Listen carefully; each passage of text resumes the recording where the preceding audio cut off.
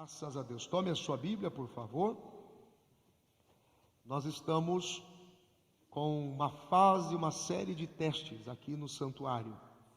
Agora, vocês já têm disponíveis nos monitores a projeção do que está indo para a internet. Está vendo?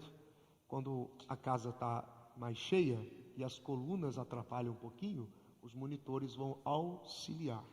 Também ajustes no som, ajustes na transmissão, isso dá um pouco de trabalho e às vezes gera um certo transtorno. Então nós pedimos sempre a compreensão dos irmãos. Amém? Graças a Deus. Sempre, especialmente no culto da palavra, aqueles que puderem sentar mais centralizado, é melhor para a projeção. Tá bom? Mais centralizado, sempre. Deus abençoe a sua vida, muito obrigado. O seu gesto de contribuição, seu dízimo, sua oferta, sua generosidade é que estão ajudando a melhorar cada vez mais o ambiente do santuário e também a transmissão para a internet, porque tem muita gente que assiste depois. Amém? Hebreus capítulo 5, nós estamos estudando nessa temporada a Epístola aos Hebreus. Nós começamos na semana passada, na última quarta-feira, o capítulo 5, mas não concluímos. Vamos concluir hoje e assim nós avançamos. Vamos estudar toda a Epístola aos Hebreus. Tá? Isso é uma benção. Eu quero agradecer a Deus pela vida de todos os internautas, muitos amigos queridos, pastores queridos, estão conectados pela internet. Eu quero que o Senhor diga-se em abençoá-los pelo carinho da sua conexão. Obrigado. Deus abençoe, pastor Emerson Alves, lá de Paranaguá, no Paraná. Obrigado, meu amigo. Pastor Rafael Ponta Grossa.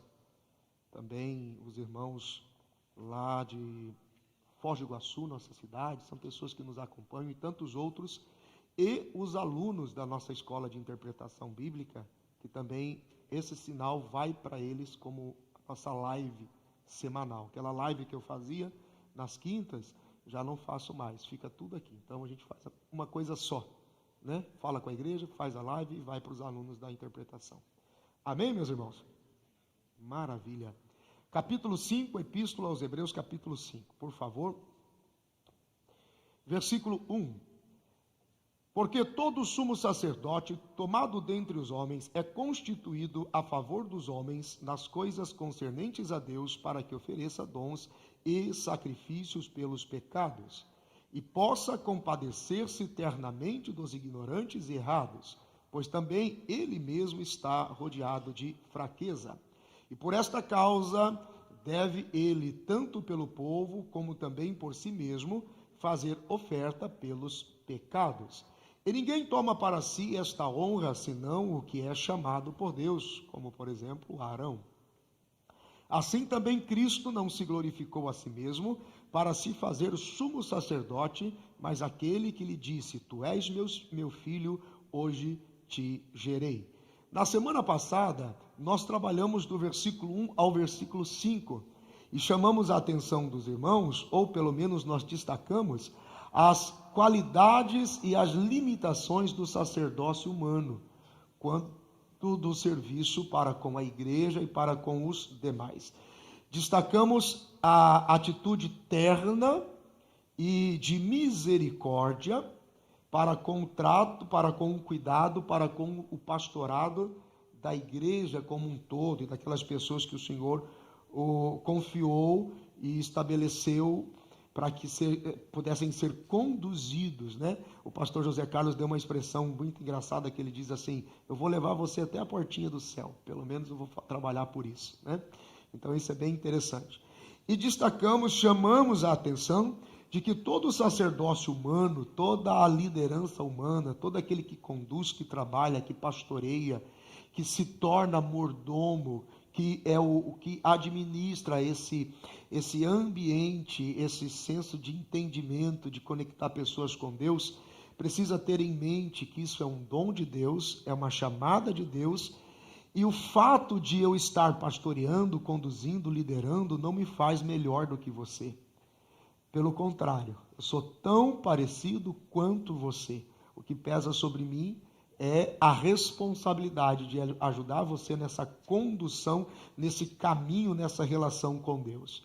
Por isso nós chamamos a atenção também sobre todo o comportamento tirano, todo o comportamento déspota, todo o comportamento de constrangimento, que durante anos, em nome do denominacionalismo, da tradição, em nome de um poder que na nova aliança foi reorganizado por Cristo, porque se ouviu durante anos, em nome de uma autoridade constituída, a ideia de que você precisava se mover com muito cautela, porque se você tocasse no ungido do Senhor, você poderia ser condenado, poderia ser lançado ao abismo do inferno, excluído, ou qualquer outro tipo de desgraça que viesse sobre você, porque você tocou no ungido do Senhor. E toda essa era de ungido do Senhor já acabou.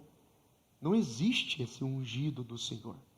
Toda essa esfera, toda essa ideia, toda essa dimensão da antiga aliança morre na cruz em Cristo. Não existe um ungidão do Senhor.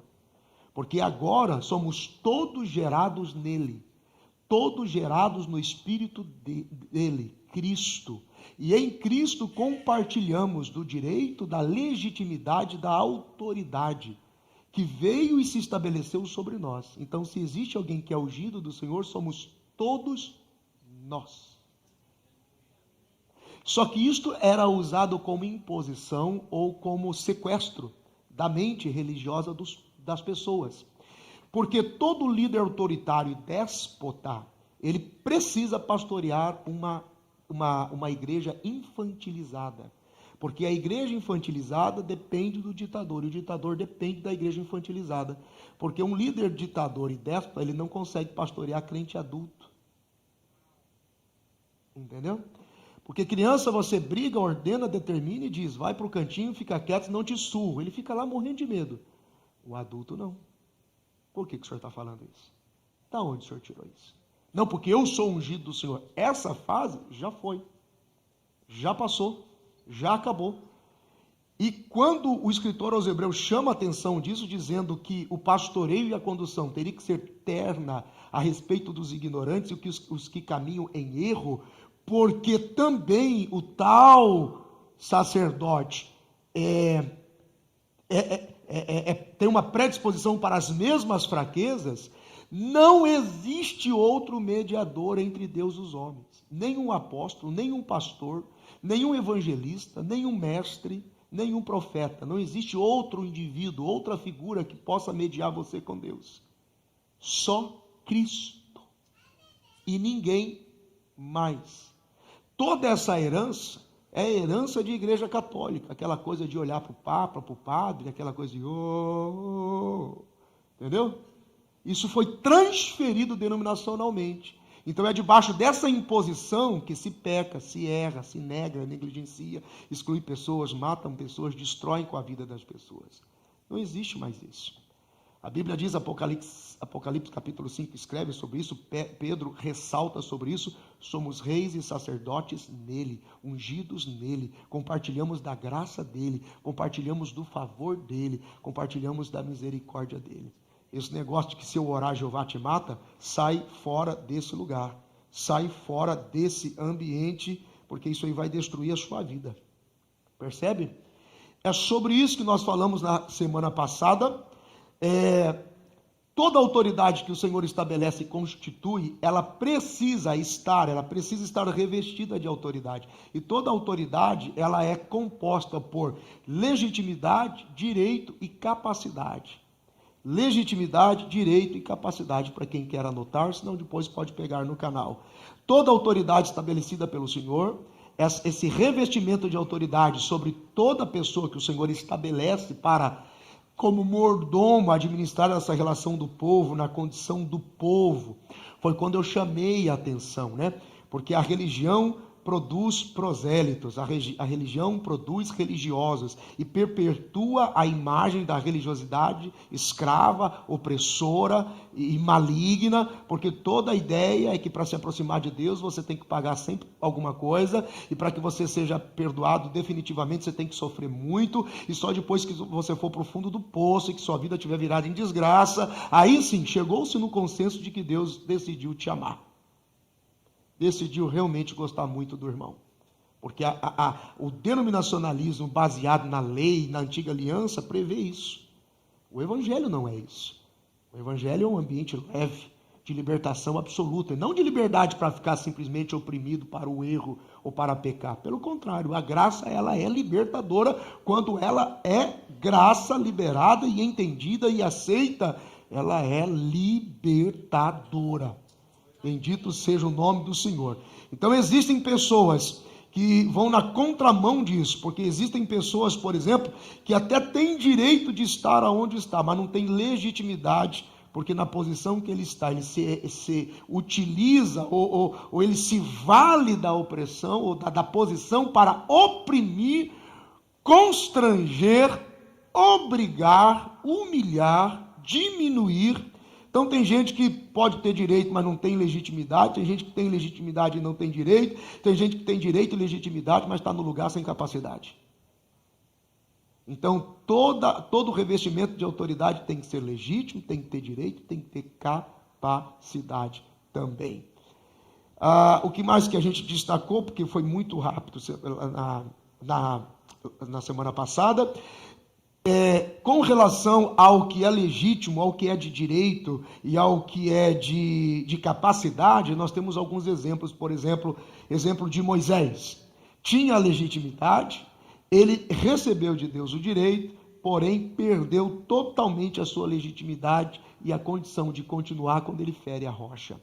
Veja que lá atrás, tanto o revestimento de autoridade como a unção espiritual, que era para que reis, profetas e sacerdotes conduzissem o povo, vinha e saía, vinha e voltava, não parava, não ficava. Era muito comum qualquer indivíduo com legitimidade, direito e até capacidade de ocupar um lugar que Deus estabelecia por ele, porém, quebrando vínculos de legitimidade, direito ou até capacidade, era retirado pelo Senhor. Foi o episódio de Saul, por exemplo. Ele perde a legitimidade quando ele dá uma de sacerdote, se mete no meio de sacrifício, não era coisa para ele, simplesmente 40 anos de reinado, só durante 6 para 7 dias ele viveu o propósito de Deus. 34 anos ele estava tomado e completamente fora da vontade de Deus. Como rei, ficou endemoniado, ficou possuído por demônios e atormentado, ficou fora da vontade. Então ele estava lá. Era legítimo? Era legítimo. Deus estabeleceu.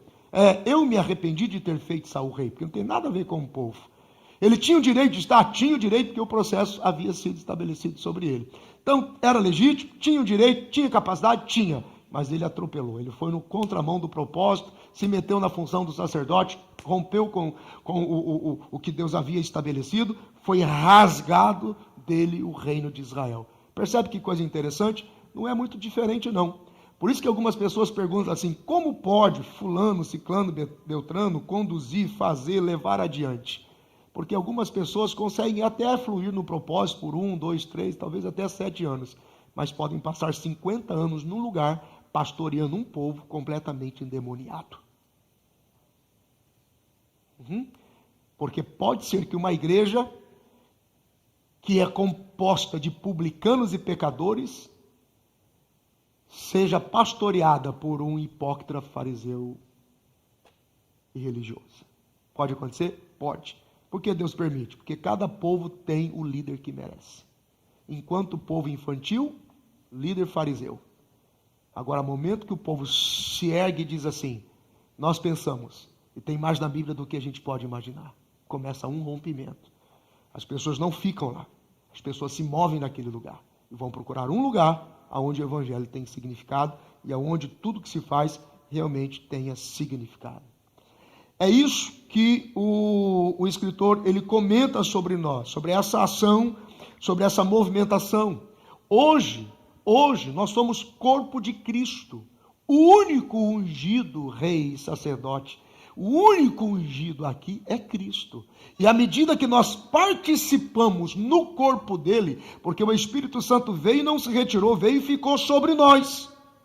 E como igreja, no corpo dele, nós temos o direito, a legitimidade e nos tornamos também capazes, na habilidade da unção, de exercer o favor de Deus para que a gente conduza pessoas, para que sirvamos com o nosso testemunho e para que a gente possa conectar as pessoas até o Senhor através da nossa mordomia.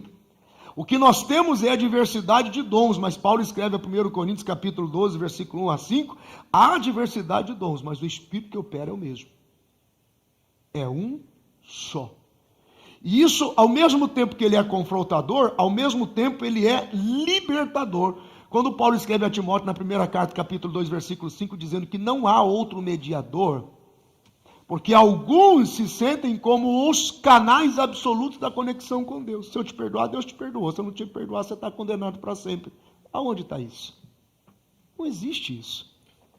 Mas para manter o povo com medo, para manter o povo preso, aterrorizado, em pânico. Percebe? Porque se construiu muita coisa, tudo custa caro.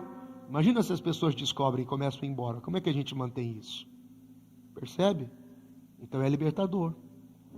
Por isso que quando eu falo sobre dízimos e ofertas, eu digo para você, se você é incapaz de ser generoso, então pelo menos cumpra a sua consciência religiosa e dizime. Porque tem gente que gosta de ser muito religioso em muitos aspectos, mas vai quebrando uma série de coisinhas. Então é melhor você ser religioso. O irmão perguntou esses dias, pastor, eu dizimo do bruto ou do líquido? Esse tipo de pergunta significa assim, tem alguma coisa que eu posso fazer, pelo menos no mínimo, para que Deus não me condene?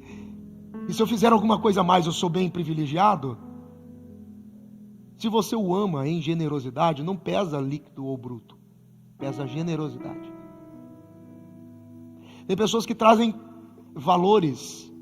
Pastor, eu ganho $995 com 80 por semana. Eu tenho que dizimar 99 com 58? Presta atenção. Todas as vezes que você precisa da sua mente para gerenciar a sua relação com Deus, deixou de ser graça. Vou falar de novo.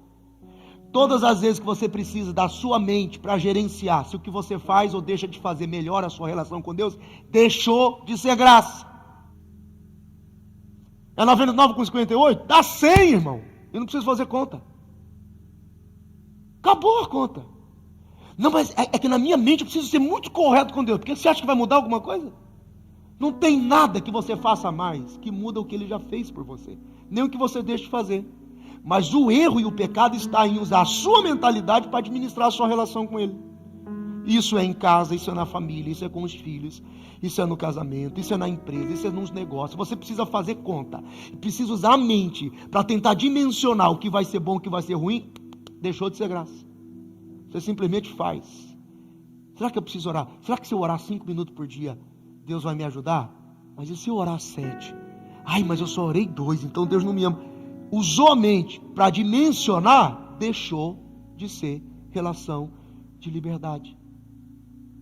Quando você dobra o joelho para orar, você não olha nem no relógio. Você só vai orar. E fica lá. Enquanto você sentir paz ou necessidade. Até que a sua alma descanse. De repente você chora, às vezes não. Você só está lá. Então você não gerencia. Porque se você precisar administrar tudo mentalmente, acabou, deixou de ser graça. Percebe? Foi isso que a religião fez com as pessoas. Ela dimensionou. Há muito tempo atrás, muitos anos atrás, eu encontrei um pastor que eu admirava muito, muito pregando, muito. Eu era assim, muito fã mesmo. Eu fiz um exame de endoscopia, sem anestesia, sem ter nada no estômago, para ganhar um dia de folga, para viajar 180 quilômetros e ver esse pastor pregar. Eu fiz coisa doida assim, só para ver esse pastor pregar. Eu não tinha nada no estômago. E endoscopia sem anestesia é a pior coisa do mundo. Porque quando eles te dão anestesia, você dorme. Sem anestesia, cada vez que eles empurram aquele cano aqui dentro, irmão, dá um negócio do inferno. Aí fui lá, veio esse pregador. Aí cheguei para ele e falei assim: pastor, qual é o segredo do seu ministério? Ele Ele olhou para mim e falou assim: você tem que orar 4 horas por dia, durante 30 dias. E no final, você vai ter uma surpresa. Aí eu falei: qual é a surpresa? Ele falou assim: vai doer demais o seu joelho. Eu falei: miserável. Aí ele riu para mim e falou assim: se você puder medir a comunhão com ele, deixou de ser comunhão. Porque se 4 horas para você for pura religião, perdeu seu tempo. Porque você pode ter 1 minuto com ele, pode ser o minuto mais sincero da sua vida. Ali você ganhou tempo com ele. Então não fica com esse negócio: quanto tempo eu tenho que ficar, quanto tempo eu tenho que fazer. Não. Só que por muito tempo isso foi imposto. É assim que você tem que fazer para ele te aceitar. E não. O escritor está dizendo que toda a nossa capacidade em liderar e conduzir, versículo 2, compadecer eternamente de ignorantes e errados, pois também ele mesmo está rodeado de fraqueza. Percebe? Todas as vezes que uma igreja estiver baixo à opressão, baixo ao espírito de religiosidade, baixo ao espírito denominacionalista, ela vai ser cada vez mais insípida. O que é insípida? Não tem gosto. Já percebeu frequentar um culto não tem significado? Então ela vai ficando sem gosto, ela não vai tendo ela perde a capacidade de influenciar, de salgar, ela perde a capacidade de transformar. Agora vamos lá um pouquinho. Versículo de número 6, diz assim: como também diz noutro lugar, tu és sacerdote eternamente, segundo a ordem de Melquisedeque. Eu não vou falar sobre Melquisedeque agora, porque quando a gente chegar no capítulo 7 de Hebreus, nós vamos falar só sobre a ordem de Melquisedeque. E aí nós vamos sofrer um impacto, um choque. Você vai entender o que a instituição religiosa por anos impôs aos trancos e barrancos. Tem gente que não consegue se libertar de jeito nenhum. Ele fica procurando elementos da sua memória teológica, religiosa, de anos, para poder se encaixar, se enquadrar. Se ele sair daquele ambiente, ele não sabe mais como se comportar. E tem um ponto de partida. Então, semana que vem nós vamos falar sobre Hebreus 6, na outra quarta-feira nós vamos falar sobre Hebreus 7. E aí nós vamos falar sobre a ordem de Melquisedeque. Mas mesmo assim, o versículo 6. Como também diz, noutro lugar, tu és sacerdote eternamente, segundo a ordem de Melquisedeque. Isso aqui, de forma simples, está dizendo o seguinte: tu és sacerdote legítimo e aprovado para o exercício do testemunho do ministério que o próprio Deus lhe confiou. Porque o versículo 5 diz: tu és o meu filho, aquele que foi gerado de mim. Então, qual era o propósito de Deus? Quando Deus, lá atrás, chamou a Israel. Começa aqui o raciocínio. Quando Deus gera, lembra quando eu falei sobre Israel desprezando o sacerdócio universal? Porque quis se tornar semelhante às nações da terra. E abriu mão, negligenciou, desprezou a manifestação do propósito como reino de Deus celestial. No momento do bezerro de ouro, aquilo foi quebrado. O mistério escondido de Deus se intensifica em Cristo e na igreja. Israel negligencia o sacerdócio universal. E agora Deus tira isso de Israel e dá para a igreja. Um dia, lá na frente, na eternidade, no reino milenar de Cristo, Israel receberá os tributos da terra. Por isso que a memória e o ato de Melquisedeque entra aqui. A gente vai falar quando nós falarmos sobre o reino milenar. Lá na frente, um dia, Israel receberá o tributo dos reis de toda a terra e prestará contas desse tributo para a igreja que estará com Cristo em glória. Aqueles que diante e ante do tabernáculo de Deus prestam o serviço. A gente vai entender isso com o passar dos capítulos. Então veja só, qual era o propósito de Deus quando Ele chamou Israel, quando Ele separou Israel? Primeiro, ser bênção para todas as famílias da terra. Segundo, manifestar o propósito de Deus genuíno através do sacerdócio de Melquisedeque. Quando a gente estudar o capítulo 7, fica mais claro. Logo, as nações, semelhante às tribos que prestavam e pagavam tributo para a tribo de Levi, um dia isso vai acontecer em nível de expressão e de nação. O escritor aos Hebreus, um pouquinho mais à frente, no capítulo 13, no versículo de número 10, diz: temos um altar de que não tem direito de comer os que servem ao tabernáculo. Essa manifestação profética aqui é o ambiente em que Israel vai se envolver, lá no reino milenar, servindo a estrutura do tabernáculo, porém, prestando contas à igreja. Existe uma série de resistências por trás do próprio judaísmo que entende isso, mas não aceita isso. Esses tributos aqui, lá na frente, serão trazidos no templo de Deus, no processo da restauração desse templo. Israel será o administrador e esse tributo será pago para a igreja.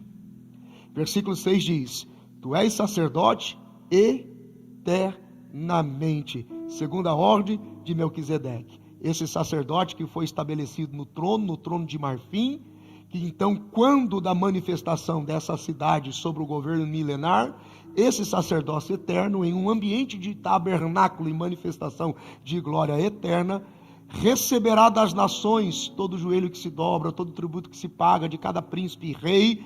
Israel administra e presta contas para a igreja.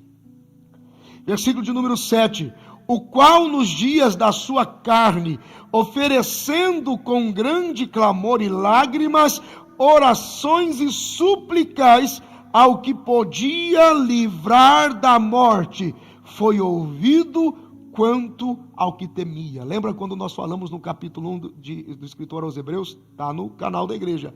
A entronização do Filho e toda a movimentação, quando agora o Pai reconhece que ele venceu e cumpriu o propósito, agora os anjos te adoram, o teu cetro permanecerá para sempre, o seu trono jamais será abalado. Então agora nós te reconhecemos, e ele é conduzido pelo próprio Pai ao trono. Ali ele fez uma exigência, que é a intercessão do sacerdócio, ou a oração do sacerdócio, ou a intercessão do sacerdócio. Onde está isso? João capítulo 17. Jesus, no capítulo 17 do Evangelho de João, é a prestação de contas daquilo que foi o êxito no ministério de Jesus, mas também foi uma oração intercessória. Jesus está dizendo: eu vou viver o propósito, cumprir o que o Senhor determinou, fazer a sua vontade, porém, eu tenho algumas exigências que eu quero estabelecer. E todas essas exigências foram cumpridas no capítulo 1 e no capítulo 2 da Epístola aos Hebreus, porque ficou claro essa intercessão e essa exigência. Olha o que a Bíblia diz em João capítulo 17. Jesus falou assim e levantou os seus olhos ao céu e diz: Pai, escuta aqui o que eu vou falar. A minha hora é chegada. Glorifica o teu filho, para que também o teu filho te glorifique a ti. Assim como lhe deste poder sobre toda a carne, para que dê a vida eterna a todos quantos lhe deste. Hebreus capítulo de número 1, ele nos apresenta, e a todos quantos somos chamados de meus irmãos, ele diz: aqui estão comigo os meus irmãos, porque enquanto os pastoreava seus discípulos em caráter apostólico, uma vez ressuscitado diante de Deus, ele os apresenta como família, dizendo: são meus irmãos que eu estou trazendo, quero que o Senhor os receba agora, e a vida eterna é esta, que te conheçam a ti só por único Deus verdadeiro, e a Jesus Cristo a quem enviaste. Eu glorifiquei-te na terra, tendo consumado a obra que me deste a fazer, e agora glorifica-me, ó Pai, junto de ti mesmo, com aquela glória que tinha contigo, antes que o mundo existisse. Manifestei o teu nome aos homens, que do mundo me deste, eram teus, e tu nos deste, e guardaram a tua palavra.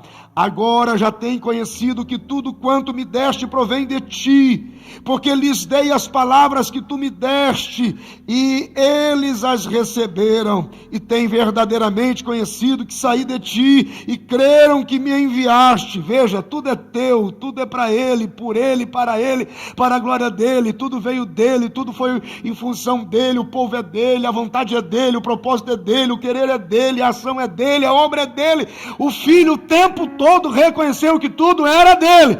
Ele nunca absorveu glória para si. É por isso que no capítulo 1 do escritor aos Hebreus, é o próprio Deus quem dá testemunho dizendo: agora tu és Deus. Versículo 9: eu rogo por eles, não rogo pelo mundo, mas por aqueles que me deste, porque são teus, e todas as minhas coisas são tuas, e as tuas coisas são minhas, e neles sou glorificado. E eu já não estou mais no mundo, mas eles estão no mundo, e eu vou para ti. Pai Santo, guarda em teu nome aqueles que me deste, para que sejam um assim como nós. Estando eu com eles no mundo, guardava-os em teu nome. Tenho guardado aqueles que tu me deste, e nenhum deles se perdeu, senão o filho da perdição, para que as escrituras se cumprissem. Mas agora vou para ti, e digo isto no mundo, para que tenham a minha alegria completa em si mesmo. Dei-lhes a tua palavra, e o mundo os odiou, porque não são do mundo, assim como eu não sou do mundo. Não peço que os tires do mundo, mas que os livre do mal. Não são do mundo, como eu do mundo não sou. Santifica-os na tua verdade, a tua palavra é a verdade. Assim como tu me enviaste ao mundo, também eu os enviei ao mundo, e por eles me santifico a mim mesmo, para que também eles sejam santificados na verdade. E não rogo somente por estes, mas também por aqueles que pela tua palavra hão de crer em mim, para que todos sejam um, como tu, ó Pai, és em mim e eu em ti, que também eles sejam um em nós, para que o mundo creia que tu me enviaste. Isso aqui é simplesmente fantástico. Versículo 21 é um dos temas mais incríveis. Veja a necessidade de que haja uma unidade perfeita e manifestação da unidade da divindade na unidade do homem, do ser humano, para que não haja solidão nesse homem. Ele está dizendo: eu não posso deixá-lo sozinho, eu não posso deixá-lo sozinho. Um homem com Deus sozinho permanece sozinho.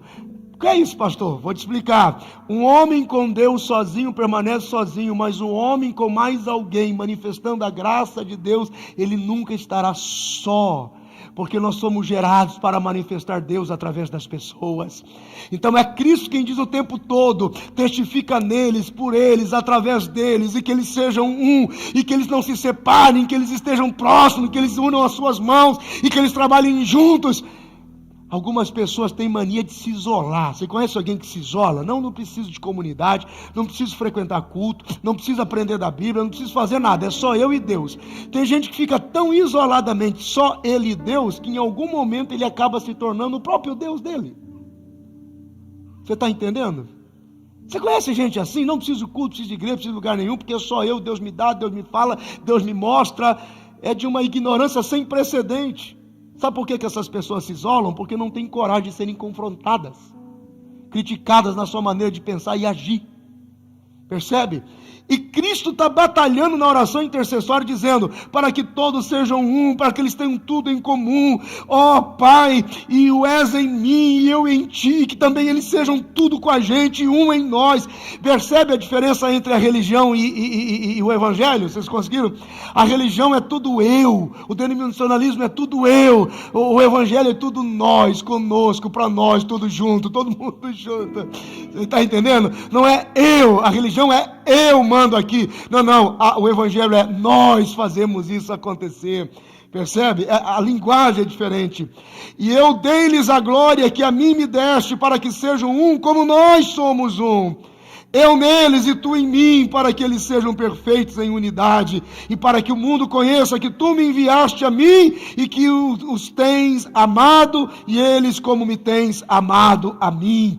Pai, aqueles que me deste, quero que onde eu estiver também eles estejam comigo, para que vejam a minha glória que me deste, porque tu me amaste antes da fundação do mundo. Pai justo, o mundo não te conheceu, mas eu te conheci, e estes conheceram que tu me enviaste a mim, e eu lhes fiz conhecer o teu nome, e lhe o farei conhecer mais, para que o amor com que me tens amado esteja neles, e eu neles esteja. Se você tem um pouco de habilidade com a Bíblia, você conseguiria imaginar alguém baixo a lei e baixo a tradição religiosa fazendo a mesma intercessão? Deus, mata todo mundo que não entendeu.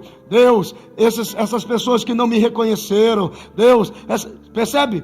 Jesus fala o tempo todo: Senhor, guarda-os em amor, guarda-os juntos, na unidade perfeita, que todos sejamos um, que todos nós estejamos juntos, que todos nós entendamos que o Senhor habita nele como habitou em mim, como habita em todo mundo. Tudo, unidade perfeita, oração intercessória. Versículo 7 de Hebreus 5 está dizendo: qual nos dias da sua carne, chamando a atenção lá desse instante de intercessão, oferecendo com grande clamor, com lágrimas, orações, súplicas, intercedendo, pedindo, aquele que o podia livrar da morte, foi ouvido quanto ao que temia. Então ele recebe essa graça de Deus. Olha o versículo 8: e ainda que era filho, aprendeu a obediência por aquilo que padeceu. Humildemente Jesus obedece, serve como homem. Filipenses capítulo 2, ele não teve por usurpação, mesmo que sendo em forma de Deus, não teve por usurpação. Ele não se utilizou dessa prerrogativa, desse poder, dessa autoridade. Ele se humilhou. Então, Jesus, ele não dependia da sua imortalidade. Se desse ordem aos anjos, se determinasse sobre ele, mas agora ele se humilha para que o Pai fosse maior do que ele em tudo, meu Deus do céu. Ele se humilha para que o tempo todo o Pai fosse o único adorado, o único em imortalidade, o único em poder, o único em autoridade, o único em graça. Então, mesmo tendo a possibilidade de se manifestar imortal, preferiu não fazê-lo e se humilhou. Se esvaziou de si mesmo. Segundo, Jesus abre mão da sua capacidade de onisciência. Não pense que ele levantava pela manhã já prevendo tudo que iria acontecer. Hoje eu vou curar 3, hoje eu vou libertar 4, hoje eu vou ressuscitar 5, hoje eu vou abrir os olhos de uns 8 cegos, hoje eu vou fazer muito. Não, bastava para cada dia o ser mau. Ele precisou ser orientado por Moisés e Elias a respeito da morte que estava vindo e do tempo que havia chego. Presta atenção. Veja como é importante o contato e o princípio da unidade.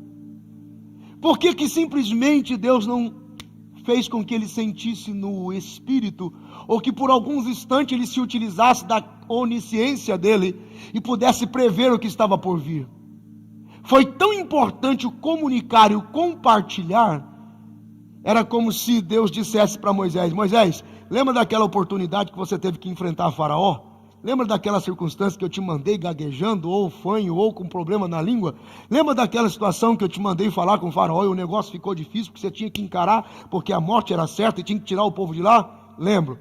Elias, lembra daquela situação de Jezabel? Lembra daquele dia do fogo? Lembro. Lembra daquela caverna, daquele esconderijo? Lembra como você se livrou daquilo? Pois é, o que o meu filho vai enfrentar é muito pior. Vai vocês dois lá e aconselham ele. Falam com ele sobre a morte dele. Pensa no nível de experiência, Moisés e Elias dizendo: tu vai morrer, vai acontecer em Jerusalém, e é para lá que você tem para ir, porque esse é o propósito. E a Bíblia diz em Lucas capítulo 9, conversavam com ele a respeito da sua morte, que deveria acontecer em Jerusalém. Percebe? Isso é simplesmente fantástico. O Senhor Jesus se humilha, mesmo sendo em forma de Deus. Não usa da sua imortalidade, não usa da sua onisciência. Há uma expressão no Evangelho de João, no capítulo 5, no versículo 20, que diz assim: e o pai que ama o filho lhe mostrava, lhe permitia saber, lhe fazia entender o pai lhe mostrava, ele confiava na precisão da orientação do Pai. Quando Jesus nasce ali do Verbo, e como Verbo ele se manifesta no ventre de Maria, ele já nasce limitado. E essa limitação ao corpo humano era a garantia do sucesso da sua missão e do seu propósito. Você sabe por que algumas coisas você é muito limitado? Você sabe por que em alguns momentos da sua vida você não consegue resolver com as suas forças? O seu dinheiro não paga, sua inteligência não resolve, a força dos teus braços não conseguem sustentar. Sabe por quê? É propósito. É propósito. Para que em tudo Deus seja glorificado. Para que em tudo haja em você e em mim total dependência. Para que em tudo você possa parar e dizer: Deus, se o Senhor não fizer agora, ninguém vai fazer. Se o Senhor não entrar nessa guerra agora, ninguém vai lutar isso aqui. Se o Senhor não entrar nessa peleja agora, eu não aguento mais um dia nessa causa. Aí Deus diz: agora está dando certo, estou dependendo dEle. Você está dependendo dEle. Você entendeu até aqui? Diga alguma coisa. Glória a Deus. Filipenses capítulo de número 2, abre um pouquinho aí se você puder.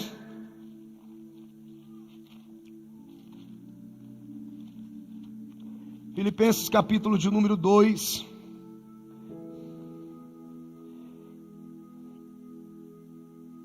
Versículo 1.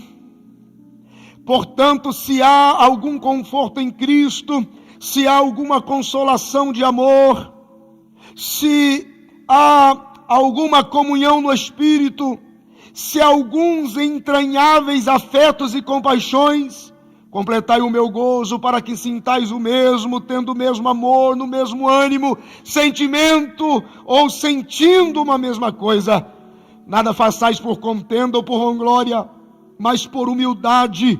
Cada um considere os outros superiores a si mesmo. Não atente cada um para o que é propriamente seu, mas cada qual também para o que é dos outros. De sorte que haja em vós o mesmo sentimento que houve também em Cristo Jesus, que sendo em forma de Deus, não teve por usurpação ser igual a Deus, mas fez a si mesmo, mas fez a si mesmo de nenhuma reputação, tomando a forma de servo, fazendo-se semelhante aos homens, e achado na forma de homem, humilhou-se a si mesmo, sendo obediente até a morte, e morte de cruz. Diga graças a Deus. Jesus não se utilizou do seu acesso, do seu lugar, da sua cadeira cativa ao ambiente da divindade, mas ele confiou inteiramente no Espírito Santo que agia nele.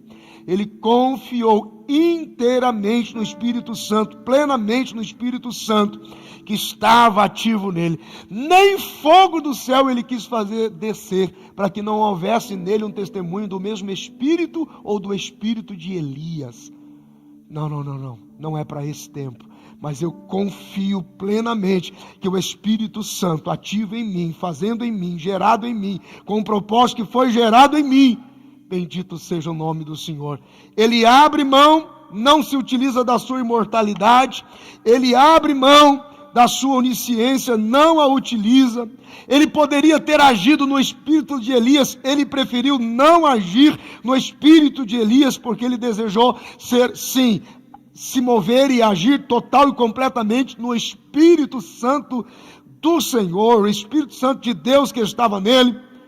E Jesus foi totalmente dependente do Pai, totalmente dependente daquele que o gerou, daquele que com propósito estabeleceu para a glória de Deus.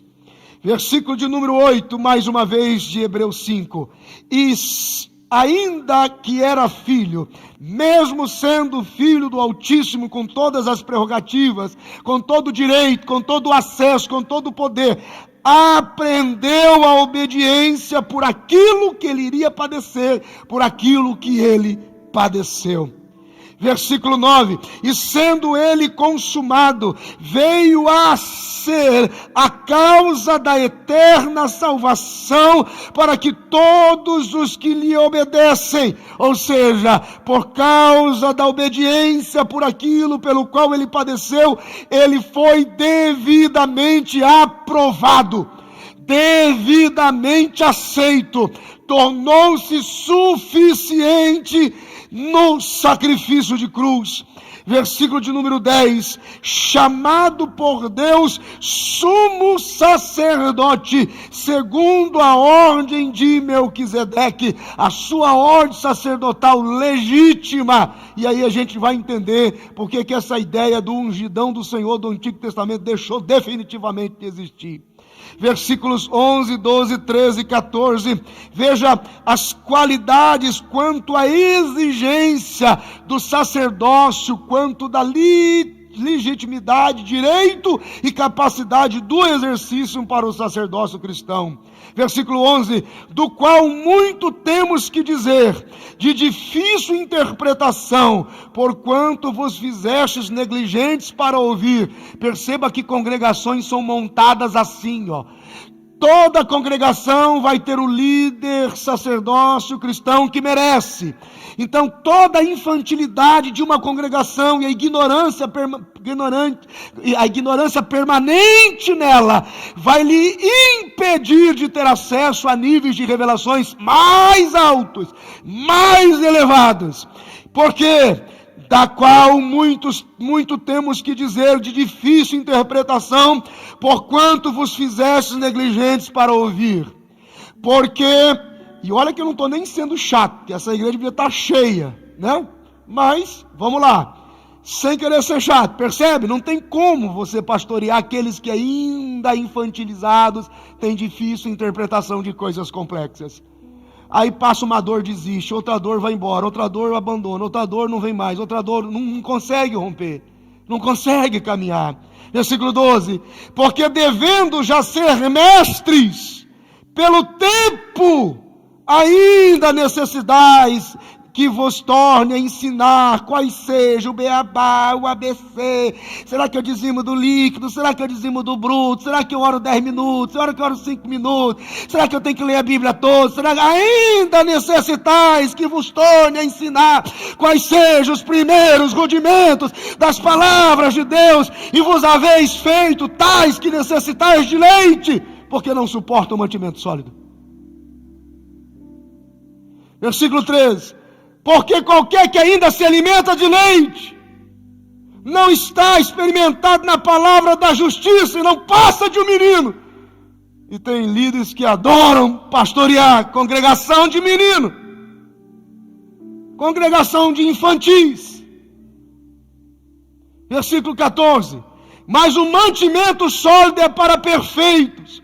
Deus nunca vai nos cobrar de algo além da nossa capacidade. Se Ele diz sede santos, porque eu sou santo, sede perfeito, porque Ele é perfeito, porque é possível. Mas o mantimento sólido é para perfeitos, os quais, em razão do costume, têm os sentidos exercitados para discernir tanto bem quanto mal, porque deixaram de ser meninos. Então a prática da doutrina bíblica faz com que as pessoas cresçam e se tornem maduros suficiente. Por que você está triste, irmão? Ah, porque eu dei para o Senhor por mão, Ele não sorriu para mim. Você precisa de uma luta melhor. Essa luta aí está muito fraca. Por que você está triste, irmão? É porque sentaram na minha cadeira, e aquele ali é o lugar que eu sento toda a vida. Você está precisando de uma luta melhor, irmão. É muito pouca coisa para ficar triste. Percebe? Gente que se magoa à toa, se fere à toa, o tempo todo. Esse sentimento faz com que muitas pessoas se tornem reféns de congregações institucionalizadas, denominacionalistas, religiosas. Vive baixa pressão, pastoreando com medo. Tudo é base de exclusão, disciplina, abandono, dedo apontado. Se orar já vai te matar, irmão. Não. Nós temos um sumo sacerdote. Nós temos um que venceu e ofereceu o sacrifício, o sangue foi derramado uma vez só. Não há mediador, nem sangue de boi, nem sangue de touro. Não há outro tipo de sacrifício. Não há nada que mude o que ele fez. Não há nada que mude o que ele fez. Não há nada que eu faça que mude o que ele fez. É só uma questão de exercício e pensar com inteligência. Será que Deus realmente criou tudo isso? Será que todas as pessoas que temos, toda a infinidade de milhares, milhões de pessoas em toda a história da humanidade, pensa comigo, se Deus levar para o céu só 10%, vamos supor que a humanidade fosse 1000 pessoas, se Deus levasse para o céu só 100 e 900 fosse para o inferno, qual a informação que fica? O diabo ganhou de Deus. Se Deus leva 500 e deixa 500, qual a informação que fica? No mínimo ele empatou com Satanás. Você acha? Como é que alguém pode, em nome de uma denominação e uma placa, determinar quem vai ser salvo? Em que condição você vai ser salvo? Ninguém pode fazer isso. Só Deus pode fazer isso. Ele foi quem começou. E ele vai terminar a boa obra que ele começou. Então prepare-se para ter uma surpresa. O céu vai ser um lugar de surpresa, gente. Porque tem muita gente que anuncia dizendo que já está lá, nem nas portas vai passar. E tem uma multidão de gente que não faz ideia como chegar lá. Naquele dia entrarão pelas portas da eternidade. Porque é Deus, Ele é o Senhor que salva. Todos estamos em processo, no espírito, na alma e no corpo. Alguns, talvez nas suas experiências um pouco mais maduros e mais plenos de Deus, já venceram algumas etapas, outras muitas que o fazem se relacionar com Deus, independente de que a sua mente precise gerenciar o que Ele gosta. Não, eu preciso ler a Bíblia 200 vezes esse ano, senão Deus não vai falar comigo. Nunca mais esqueça disso. Todas as vezes que você, humanamente, precisar impor um modelo de relação, gerenciando, significa que você perdeu completamente a graça. Precisa ser espontâneo. Amar a Deus de todas as suas forças, de toda a sua alma, de todo o seu entendimento, de todo o seu coração. E não tem medida para isso. Entenderam até aqui? Vocês estão bem ou vocês estão quietinhos mesmo? Fecha os teus olhos, abaixa a sua cabeça. Senhor, talvez muitos aqui estão pegando 30, 40, 50 anos de religião, denominação e teologia opressora e vendo se desfazer na mente deles. Talvez muitos foram pastoreados por anos pelo medo e jamais imaginavam que poderiam ser pastoreados com leveza e graça. Meu Deus, a tua palavra diz que eternamente os conduza, porque muitos no erro, outros ignorantes, porém todos parecidos com aquele que está conduzindo. Pai, eu preciso que o Senhor os liberte agora. Tu és o único mediador entre Deus e os homens. Tu és o único mediador. Ninguém pode ocupar este espaço. Somos dispenseiros, mordomos, a serviço daquele que é Senhor por nós. Somos membros de um corpo poderoso, o Espírito desse corpo está ativo em nós. Senhor, em nome de Jesus, que todo medo vá embora, que toda aflição saia, e que possamos ser evoluídos e crescer, e que as interpretações mais complexas venham, e que o entendimento da sua graça ganhe espaço em nós, e que possamos ser um com todos e todos no Senhor, e como nós, o Evangelho se torne nós numa unidade perfeita, na total dependência uns dos outros, não como melhores, mas como corpo. Pai, eu abençoo os teus filhos com esta palavra, crendo, meu Deus, que o Senhor está preparando um tempo novo para esta casa, um tempo novo para esta igreja. Obrigado pelos adultos espirituais que o Senhor está gerando. Obrigado pelos adultos espirituais que o Senhor está enviando. Obrigado, Senhor, porque a tua palavra diz que nós temos que crescer com inteligência espiritual. A tua palavra diz que nós precisamos prosseguir conhecendo e prosseguir conhecendo e prosseguir conhecendo. Senhor, eleva o nosso nível na sua palavra e na revelação da sua graça. Livra-nos, ó Deus, livra-nos, ó Deus, de todo o proselitismo religioso, denominacional, tradicional. Liberta-nos para um novo tempo. Senhor, que as pessoas que entrarem nessa casa encontrem um lugar nessa casa e não se sintam estranhos e não se sintam excluídos, mas se sintam amados e abraçados aqui. Pai, eu abençoo os teus filhos com esta palavra, em nome de Jesus.